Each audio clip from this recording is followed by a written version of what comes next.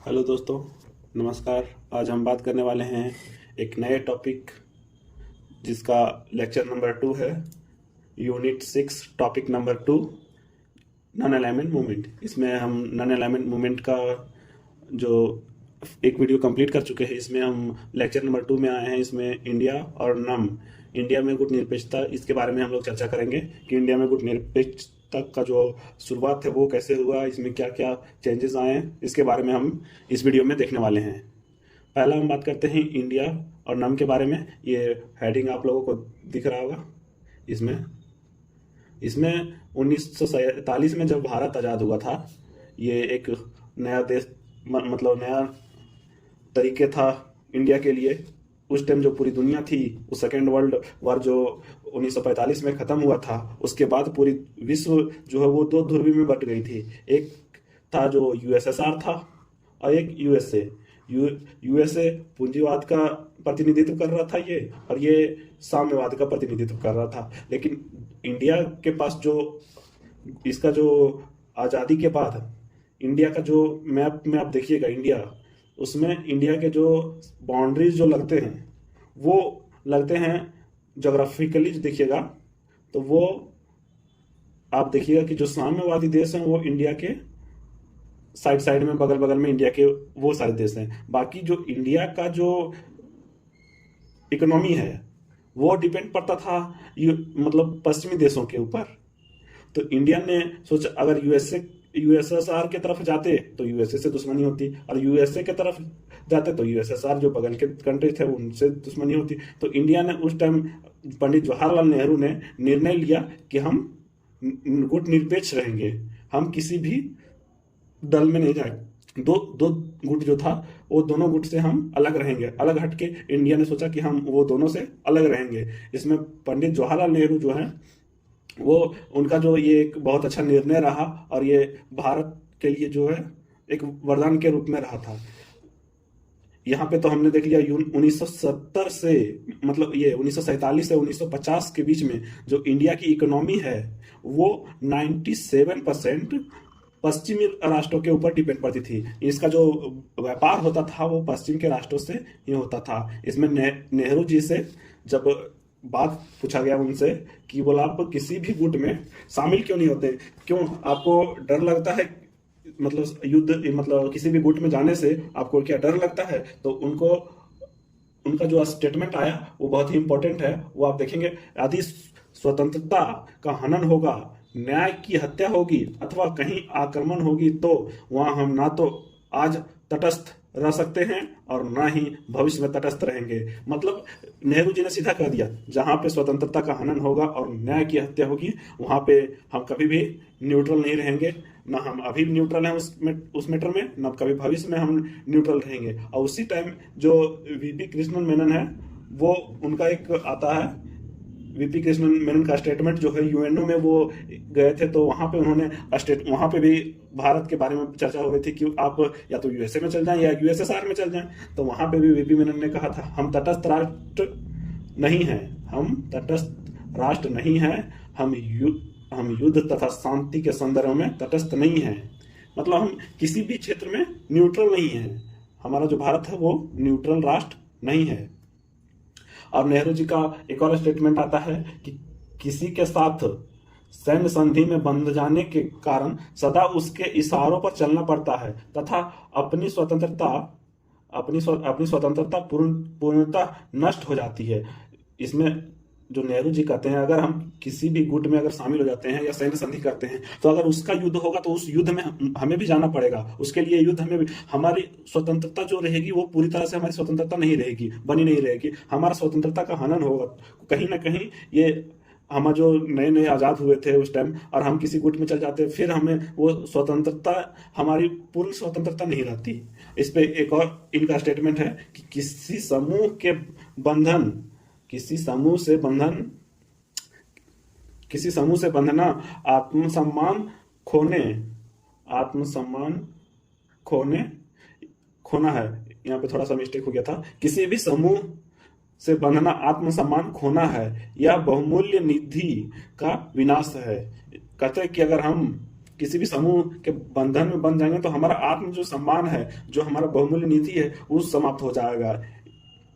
ये स्टेटमेंट के बाद हम अब देखेंगे कि कैसे जो 1947 में जब भारत आजाद हुआ था, उसके बाद से 1950 के बीच में जो, हम तो कहने के लिए गुटनिरपेक्ष थे, लेकिन हमारा भी कहीं ना कहीं किसी न किसी के ऊपर झुकाव था। 1947 से 1950 के बीच में हम देखेंगे कि हमारा जो झुकाव था वो पश्चिमी राष्ट्रों के ऊपर था।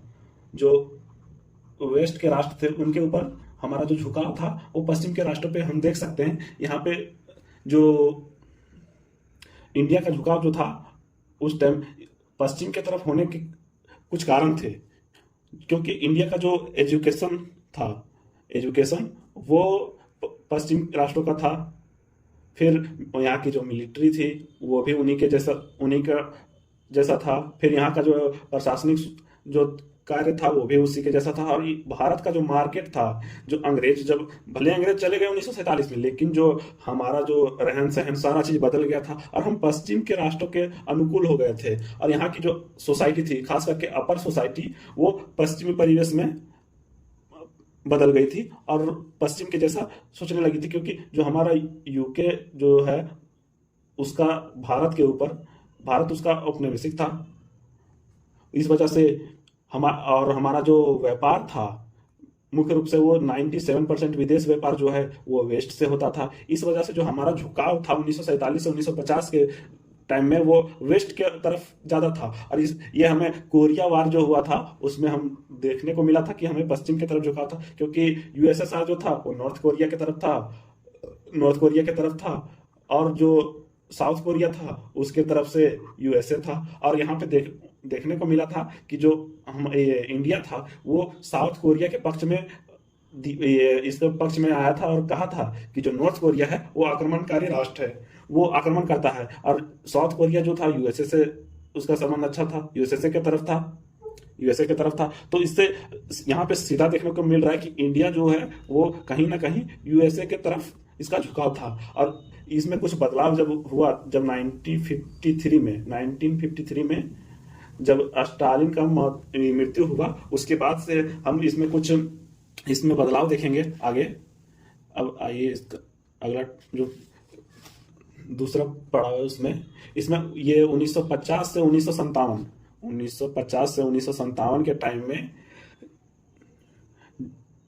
नॉन अलाइनमेंट जो था हमारा गुट निरपेक्ष, वो हमारा जो था यूएसएसआर के तरफ हमारा थोड़ा सा झुकाव अधिक हो गया था। अब ये क्यों हुआ था वो उसको जानते हैं। 1953 में स्टालिन का डेथ के बाद जो ये इंडिया का बहुत ही विरोधी था स्टालिन, इसका मृत्यु हुआ। और एक और घटना हुई 1954 में, इसमें यूएसए ने जो है वो पाकिस्तान के साथ सैन्य समझौता कर लिया।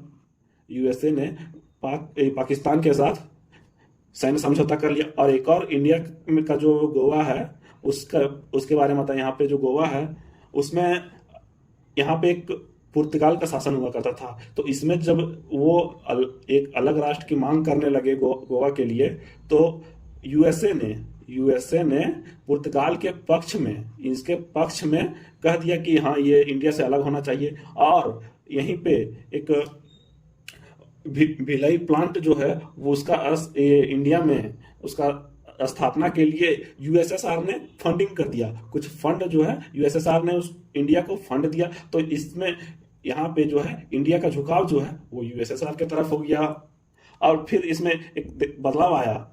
कहाँ पे आया ये देखिए, 1957 से 1962 के बीच में जो इंडिया का नॉन अलाइनमेंट पॉलिसी था, ये फिर से यूएसए के तरफ झुक गया। इसका पॉलिसी नॉन अलाइनमेंट मूवमेंट, इसका जो पॉलिसी था वो यहाँ पे भी मतलब बदल गया। यहाँ पे भी ये गुट निरपेक्ष नहीं रहा। इसका जो इसके पहले जो इसका झुकाव था वो यूएसएसआर के सबसे पहले था यूएसए की तरफ, फिर हुआ इसका यूएसएसआर की तरफ, और यहाँ से वापस 1957 से 1962 के बीच में यूएसए की तरफ हो गया।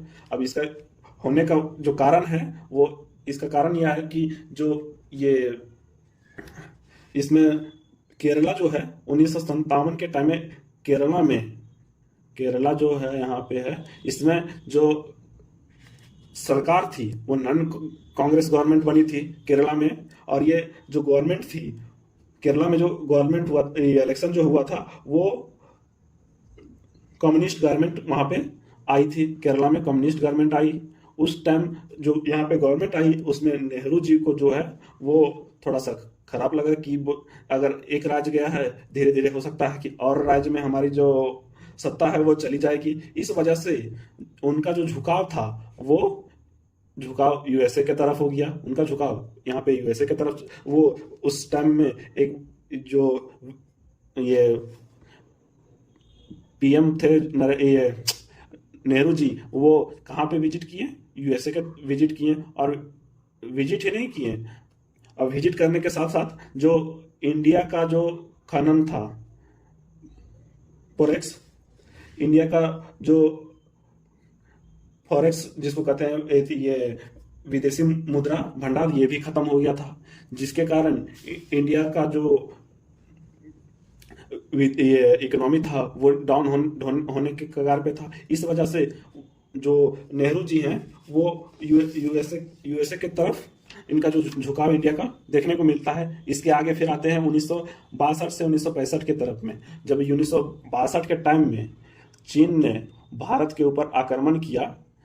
नेहरू जी तो हिंदी चीनी भाई भाई कर रहे थे, लेकिन चीन ने इनको धोखा दिया और भारत के ऊपर आक्रमण किया। तो उस टाइम यूएसएसआर ने ये उस टाइम नहीं, ये उसी टाइम का है, 1962 के टाइम का। इस टाइम जो यूएसए था, इस टाइम यूएसए जो था चीन से लड़ाई के लिए, यूएसए ने चीन से लड़ाई के लिए भारत को विद इन 90 आवर, 90 घंटों के अंदर 1000 टन हथियार इंडिया को हेल्प करने के लिए जो है वो यूएसए ने भेज दिया। और यहाँ पे यूएसएसआर को लगा कि यहाँ पे यूएसएसआर ने इंडिया को मदद नहीं किया था 1962 के टाइम में जब चीन ने आक्रमण किया था। तो उसके बाद कुछ टाइम के बाद इंडिया को यूएसएसआर के तरफ से MiG-20 फाइटर जेट जो है वो यूएसएसआर ने इंडिया को दिया। और यहाँ पे इंडिया के लिए बेनिफिट ये हो गया, ये इसका जो गुट निरपेक्ष होने का, कि यहाँ पे जो हमें हथियार जो है वो यूएसएसआर की तरफ से भी मिल रहा है और यूएसए की तरफ से भी मिल रहा है। और इसमें आगे फिर हम देखेंगे 1965 में 1977 के बीच में, 1965 और 1977 के टाइम पे, 1965 में जो पाकिस्तान इंडिया के ऊपर आक्रमण करता है, तो उस टाइम यूएसएसआर जो है वो इंडिया के हेल्प के लिए आगे आ जाता है। तो पाकिस्तान को लगा कि अगर यूएसएसआर इंडिया के हेल्प के लिए गया है तो हम तो यूएसए के पक्ष में ही थे, हम तो पूंजीवाद के पक्ष में थे। लेकिन यहाँ पे इसके साथ ये गड़बड़ हो जाती है कि यूएसए जो है वो उसके पक्ष में नहीं गया, यूएसए इसके पक्ष में नहीं गया। बाकी यूएसए ने एक बयान जारी किया कि इंडिया और पाकिस्तान, आप दोनों युद्ध को रोक दो, नहीं तो हम आपके ऊपर कुछ प्रतिबंध लगा देंगे। तो यहाँ पे युद्ध रुक जाता है। इसके बाद फिर जो है वो 1971 के टाइम में पाकिस्तान जो है यूएसए के साथ जो है रक्षा समझौता होता है। इन लोगों के बीच में, यूएसए और पाकिस्तान के बीच में रक्षा समझौता होता है। इसमें जो फिर इसके बाद फिर जो इंदिरा गांधी हैं वो 1971 में इंडिया और यूएसएसआर के बीच में रक्षा समझौता कर लेती हैं। और इसमें जो इनका समझौता होता है उसके बाद इंडिया के मतलब नॉन अलाइनमेंट आप गुट निरपेक्ष है, इसके ऊपर बहुत सारे सवाल भी आए, क्वेश्चन मार्क लग गया इंडिया के ऊपर ये। लेकिन यहाँ पे एक फायदा हुआ कि पाकिस्तान और यूएसए का जो समझौता हुआ उससे तो पाकिस्तान को कोई बेनिफिट नहीं मिला, लेकिन जब इंडिया और यूएसएसआर का समझौता हुआ तो इससे जो बांग्लादेश है ये नया राष्ट्र बना। और इसमें यूएसए जो है वो पाकिस्तान का कोई भी हेल्प नहीं किया यूएसए पाकिस्तान को। और पाकिस्तान का नया राष्ट्र, पाकिस्तान से अलग होकर नया राष्ट्र बांग्लादेश बन गया। अब जो है आता है 1977 से